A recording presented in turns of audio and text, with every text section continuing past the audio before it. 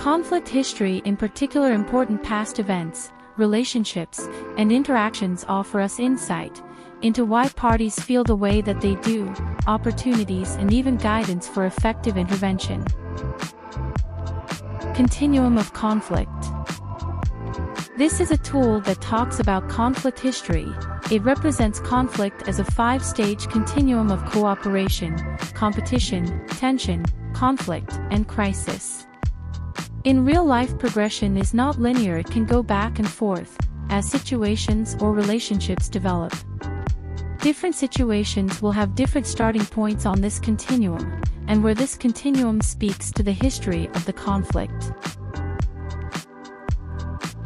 For example, as news of the death of George Floyd in Minneapolis in May 2020 was reported and the footage was shared, we saw the issue move from tension to conflict, as people took to the streets and the police initially intervened with tear gas.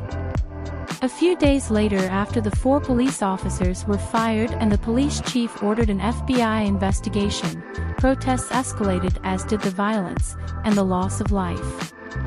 So at that point it became a crisis, and then likewise later on we began to see the de-escalation.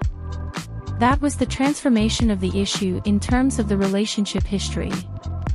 We also saw very clear experiences of trauma, of the long history of relationships between African American communities and the police, that enlivened this event, feeding into the way that people engaged in that conflict.